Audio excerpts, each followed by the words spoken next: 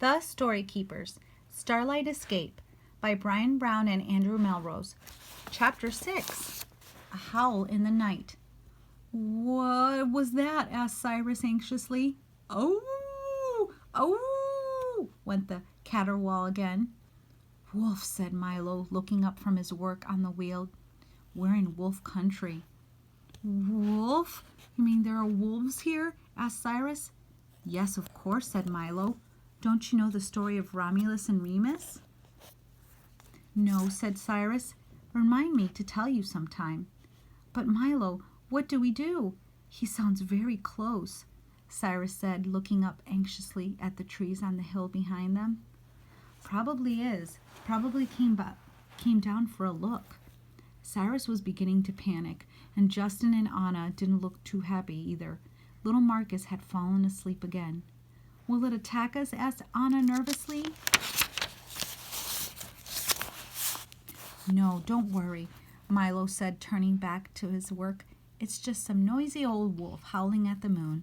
The fire will keep it away. I sure hope so, said Cyrus. Me too, said Justin. They all sat staring at the fire, turning every one in a while to nervously look off in the direction from where the howling had come. After a while, when there was only silence, Anna said, Joseph and Mary must have escaped. But how? Yes, Ben, tell us the rest, Justin said.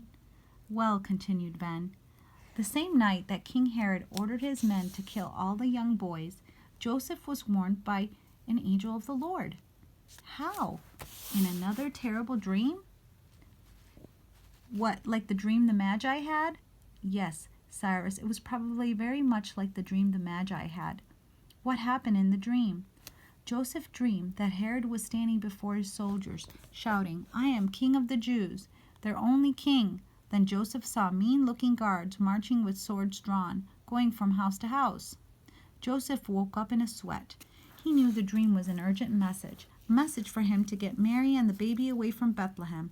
They had to escape. They had to leave that very night. Soon after Joseph's dream, Herod's soldiers broke into homes all over Bethlehem, killing all the boys aged 2 and under. It was terrible. Mothers and fathers tried to shield their children. Some even tried to fight the Romans off, but to no avail. One by one, the children were murdered. Then, all over Bethlehem, you could hear the sound of mothers weeping for their dead children. But what about Mary and Joseph? Anna asked. What about their little boy? Soldiers with swords drawn barged into the house that Joseph and Mary lived in too, Ben said. They didn't knock or anything. They just kicked the door in. When they got inside, the house was empty. They did escape, said Justin, relieved. Yes, Joseph and Mary and their little boy had managed to escape just in time. Justin, Cyrus, and Anna could scarcely look at each other. Their eyes were bright with tears. Is there no happy ending, Ben? Asked Cyrus.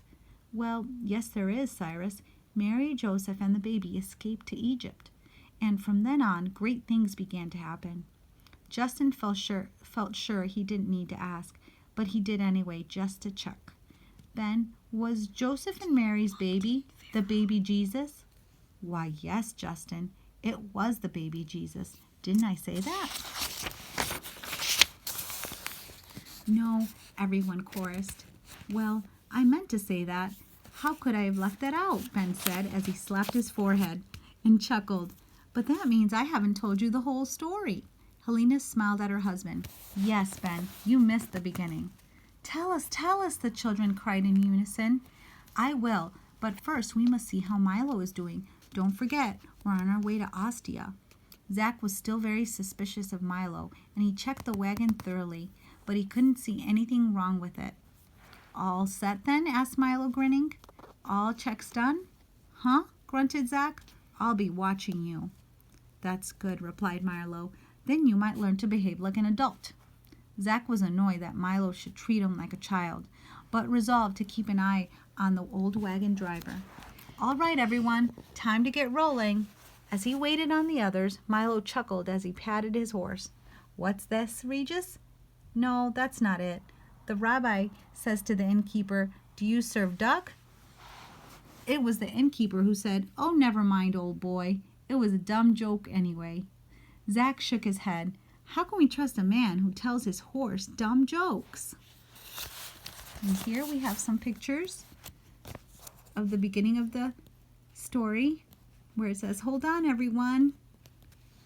Here it says, "Milo the wagon driver was used to danger." Here's a picture Helena tells about Mary and Joseph. And here's a picture. It says, "Ordinarily, shepherds were the first to see Jesus."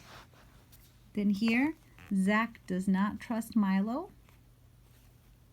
And this picture, Milo finds a way. Here's a picture. It says, why does he go off to the inn? And here is a picture of a star like the one when Jesus was born. And here's another picture. Magi looking for a king. And here's another picture. And another king who was ready to kill.